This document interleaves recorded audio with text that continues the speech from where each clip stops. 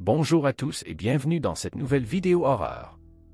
Aujourd'hui, je vous présente 3 histoires d'horreur inspirées des récits du subreddit Let's Not Meet français.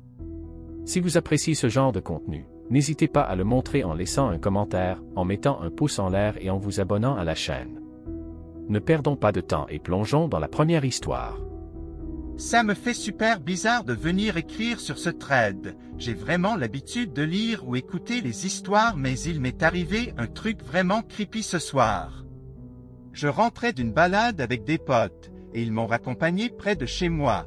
Il me restait environ 10 mètres, donc vraiment rien. J'étais seul dans ma rue, pas de passants, pas de lampadaire, mais j'avais peu de distance à parcourir. Au loin, je vois un homme, avec un sweat à capuche et les mains dans les poches. Je l'avais remarqué parce que je suis assez méfiante, et plusieurs choses m'avaient alerté, comme le fait que sa capuche cache un peu trop bien son visage pour que ce ne soit pas volontaire, et qu'il avait l'air de tenir quelque chose dans sa poche. Quand je suis dans la rue, je me tiens souvent assez éloigné des gens parce que je déteste le contact physique, donc je reste près de la route. Quand le mec arrive, je le vois de rapprocher de moi sur la diagonale, presque au ralenti. Je ne vois toujours pas son visage, mais j'ai la certitude qu'il a bien quelque chose dans sa poche qu'il tient fermement, et dans le stress, je me mets à accélérer. Puis, quand il arrive à mon niveau, il a tout simplement essayé de me mettre une balayette. Ça m'avait fait bizarre parce que ça avait l'air vraiment calculé, et la raison pour laquelle je suis pas tombé est juste que j'ai levé le pied au bon moment. Il a juste réussi à me toucher. Après ça, il a juste continué à marcher, ça a duré que quelques secondes.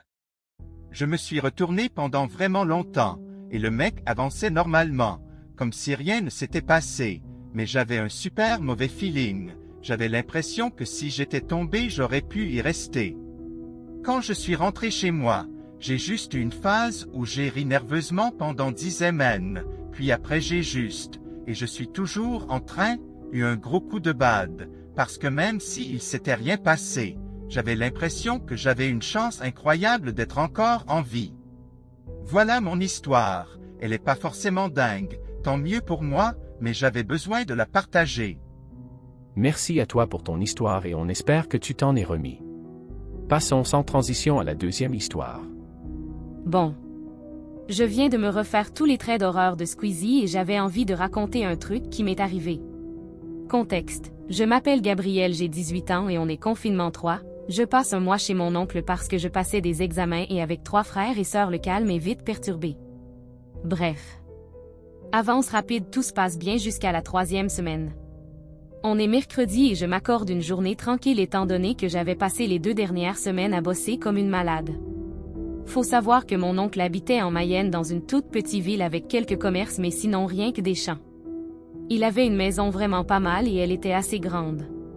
À ce moment-là, vu que mon oncle est routier, il est en déplacement toute la semaine et sa copine travaille toute la journée. Bref. Il est 10h30, je me pose dans le canapé devant la télé sur YouTube et je mate les vidéos traits d'horreur de Squeezie parce que j'adore ces vidéos-là depuis qu'il a commencé.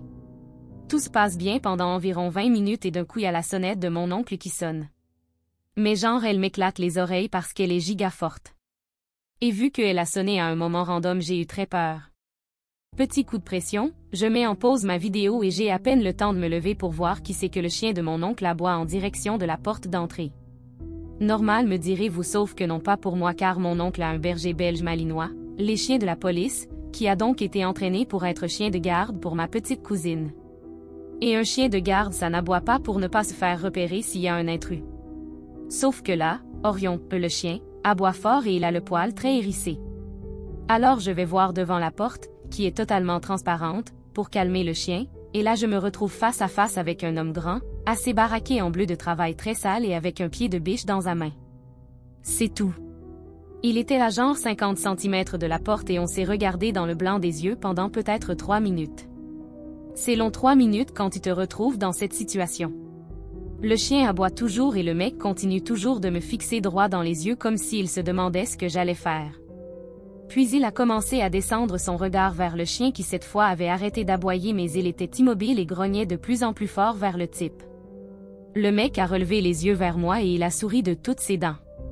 Il faisait trop peur et c'est à ce moment-là que j'ai commencé à avoir une boule au ventre parce que je me suis dit que le chien ne faisait même pas peur au mec, du coup même si Orion est là je vais peut-être mal finir et je commence un peu à paniquer.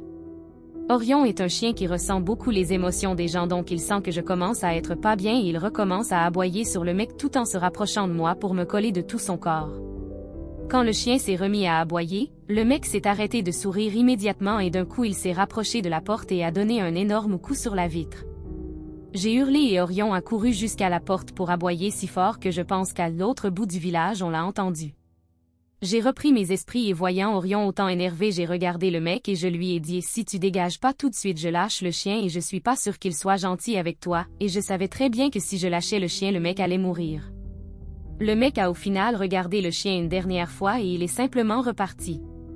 La journée s'est bien finie tout comme le reste de mon séjour chez mon oncle. Le soir, la copine de mon oncle rentre et je lui dis que la journée s'est bien passée à part que j'avais chaud. Elle me sort « Oh non mais tu sais tu peux t'habiller comme tu veux ici et si tu veux traîner en sous-vêtements dans la maison tu peux parce qu'il y a jamais personne ici. » Du coup je lui ai dit « Bah non du coup. » Conclusion, vu que en plus je regardais des traits d'horreur de Squeezie, j'ai eu 1000x plus peur. Voilà fin, j'espère que vous avez tout bien compris. Bye. Merci Orion pour ta présence. Merci pour ton histoire et force à toi. Passons maintenant à la dernière histoire. Bonjour, je voulais vous partager la seule expérience creepy que j'ai vécue pour l'instant, peut-être rencontrer des gens qui ont vécu une situation similaire. Donc commençons par la mise en situation. Vous pouvez m'appeler Hélène, bien sûr ce n'est pas mon vrai nom, et j'habite en France, plus particulièrement en Haute-Savoie à côté de la frontière France-Suisse dans une maison de 1 étage avec ma sœur et mes parents. Du coup les environs sont plutôt de la campagne, des forêts et des montagnes et c'est très commun que les policiers arrêtent des voitures à la recherche de drogue aux frontières, mais sinon tout était très calme. Un soir des vacances d'été environ 4 semaines avant la rentrée des classes 2022 à 2023, j'étais dans ma chambre avec la fenêtre ouverte, détail important, en train de regarder des vidéos creepy, ma sœur aussi dans sa chambre en train de jouer à un jeu vidéo et mes parents en train de regarder un film dans le salon. Et mes voisins sont en train de faire une petite fête dans leur jardin. Bref, tout le monde chill dans leur coin. Puis vers 22h15 je dirais, j'ai un mauvais feeling, mais du genre un feeling qui me dit « Toi et ta famille sont en danger ». Je n'avais jamais eu un tel sentiment. Donc je suis allée checker sur mes parents, ma sœur et mes voisins dehors. Tous allaient bien, du coup je suis remontée dans ma chambre en me disant que j'étais parano, que j'avais regardé trop de vidéos d'horreur. 22h40, une demi-heure plus tard j'entends un cri horrifié d'une femme suivi d'un claquement d'une porte de voiture et une voiture qui démarre rapidement avant que le bruit s'estompe. Le bruit semblait venir d'une route, une maison plus loin de chez moi. Et le cri avait été très court, comme si on avait stoppé la femme de crier.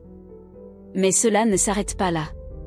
Une semaine plus tard, en sortant d'un restaurant où je venais de manger, toujours avec ma famille, je vis une affiche sur un poteau avec dessus l'avis de recherche d'une femme dans la trentaine portée disparue le même jour que le soir où j'avais entendu le cri. Ça me terrorisa en réalisant que je n'avais vraiment pas rêvé, que je n'étais pas parano le soir où j'ai entendu le cri. Et voilà. Jusqu'à maintenant je n'ai jamais parlé de ça à personne en pensant que personne ne me croirait, comme je suis encore mineure avec une imagination très libre. Je m'excuse s'il y a des fautes d'orthographe dans mon texte et j'espère pouvoir rencontrer des gens qui ont vécu une expérience similaire à la mienne. Merci d'avoir suivi la vidéo. Si vous voulez d'autres histoires d'horreur dans le même style, abonnez-vous et laissez des commentaires. À bientôt.